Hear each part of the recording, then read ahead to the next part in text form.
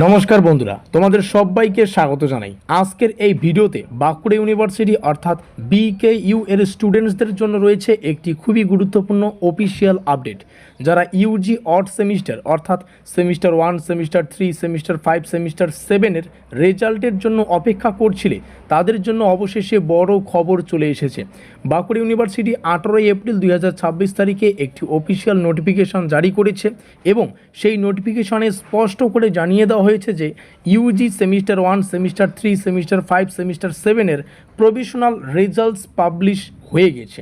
তাই আজকের এই ভিডিওতে আমরা বিস্তারিতভাবে আলোচনা করব কোন নোটিশ জারি হয়েছে, কোন কোন সেমিস্টারের রেজাল্ট প্রকাশিত হয়েছে, স্টুডেন্টস কিভাবে বা ছাত্রছাত্রীরা কীভাবে রেজাল্ট চেক করবে এবং মার্কশিট অর্থাৎ তোমাদের রেজাল্টে যদি আইএনসি থাকে তাহলে সেটা কি করতে হবে, কলেজ অথরিটি কি দেখতে পারে বা কি দেখতে পারবে এটা, এবং নোটিশের আসল মিনিংটা কি। তাই আজকের এই ভিডিওটা কিন্তু তোমাদের একদম শুরু থেকে শেষ পর্যন্ত অত্যন্ত মনোযোগ সহকারে দেখতে হবে। তো বন্ধুরা, প্রথমে এই যে আমাদের সামনে অফিসিয়াল নোটিফিকেশানটা রয়েছে, এই নোটিফিকেশনের বেসিক ডিটেলসটাকে একটু দেখে নেব। এখানে আমরা দেখতে পাচ্ছি Bankura university office of the controller যে এক্সামিনেশন সেই অংশ থেকে বা এই controller office of the controller of examination থেকে এই নোটিফিকেশন জারি করা হয়েছে। এই নোটিশের রেফারেন্স নাম্বার তোমরা এখানে দেখতে পাচ্ছ, নোটিশের ডেট দেখতে পাচ্ছ 18/4/2026 অর্থাৎ 18 এপ্রিল 2026। নোটিফিকেশনের সাবজেক্টের লাইনে কিন্তু সুন্দর করে এই বিষয়টাও লেখা রয়েছে, এখানে সুন্দর করে লেখা রয়েছে publications of provisional results of semester 1, 3, 5, 7 NEP CBCS examination of the year 2025-26। এই হচ্ছে পুরো গল্প। অর্থাৎ এই বিষয়টা যদি সংক্ষেপে বলি, একাডেমিক ইয়ার 2000 এখানে লিখে দিচ্ছি জাস্ট আ মিনিট, অর্থাৎ আমাদের একাডেমিক ইয়ার 2025-26-এ যে ইউজি সেমিস্টার 1 বা প্রথম সেমিস্টার, তৃতীয় সেমিস্টার, ফিফথ সেমিস্টার এবং সপ্তম সেমিস্টারের যে প্রভিশনাল রেজাল্টস সেটা কিন্তু অফিসিয়ালি পাবলিশ করা হয়েছে। এই হচ্ছে গল্প। এটা স্টুডেন্টদের জন্য খুবই গুরুত্বপূর্ণ একটা আপডেট, কারণ এতদিন রেজাল্ট প্রকাশের সম্ভাব্য সময় নিয়ে আমরা আলোচনা করেছিল বা আলোচনা চলছিল, আর এখন ইউনিভার্সিটি কিন্তু সরাসরি নোটিফিকেশান দিয়ে রেজাল্ট পাবলিকেশন যেটা রয়েছে সেটা কিন্তু কনফার্ম করে দিয়েছে। এখন সবচেয়ে গুরুত্বপূর্ণ প্রশ্ন হচ্ছে কোন কোন সেমিস্টারের রেজাল্ট বেরিয়েছে। এখানে তোমরা এই বিষয়টা জানতেই পারলে।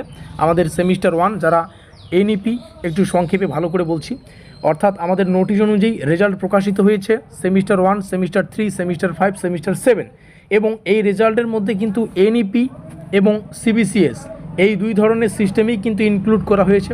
অর্থাৎ বিকেইউ এর অধীনে যারা ইউজি অড সেমিস্টার এক্সামিনেশন দিয়েছিল, বিশেষ করে প্রথম, তৃতীয়, পঞ্চম, সপ্তম সেমিস্টারের স্টুডেন্টস, তারা কিন্তু এখন তাদের প্রভিশনাল রেজাল্ট দেখতে পারবেন।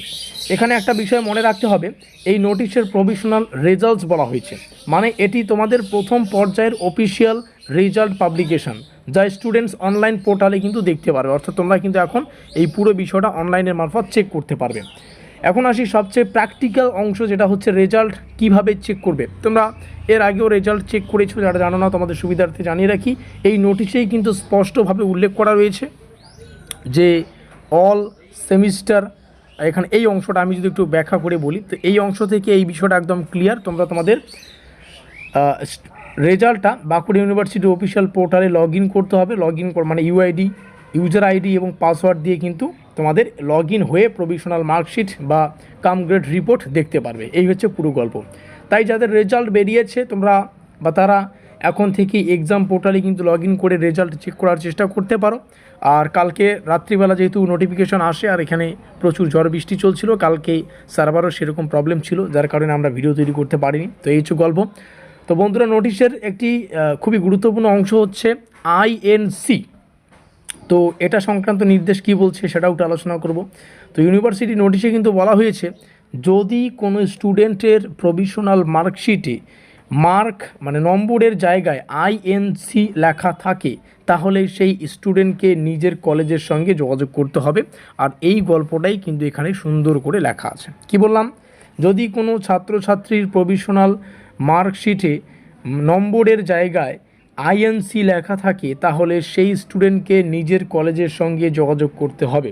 অর্থাৎ যদি সব সাবজেক্টের মার্কস বা নম্বর ঠিক মতো দেখা যায়, তাহলে সমস্যা নেই, কিন্তু যদি কোনো সাবজেক্টে মার্কের জায়গায় আইএনসি থাকে তাহলে নিজে প্যানিক না করে সরাসরি নিজের কলেজ অথরিটির সঙ্গে কন্ট্যাক্ট করতে পারো, কারণ এই ধরনের ইস্যু সাধারণত কলেজ লেভেল বা ডকুমেন্ট বা আপডেট লেভেলে কিন্তু রিসলভ করা যায়। ঠিক আছে, তাই স্টুডেন্টদের বলবো রেজাল্ট চেক করার পর শুধু পাস ফেল দেখবে না, মার্কশিটের যে প্রতিটা সাবজেক্ট ভালোভাবে চেক করবে। এই হচ্ছে পুরো গল্প, আর এই হচ্ছে যাবতীয় তথ্য। আশা করি প্রত্যেকটা বিষয় তোমাদের সামনে শেয়ার করা হয়ে গেল।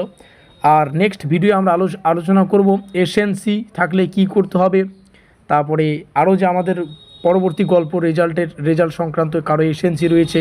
ঠিক আছে, তো এসএনসি থাকলে কি হবে, আরও যে বাদবাকি বিষয়গুলো রিভিউ সংক্রান্ত আপডেট, এই প্রত্যেকটা বিষয় আমরা তোমাদের সামনে খুব দ্রুত শেয়ার করব।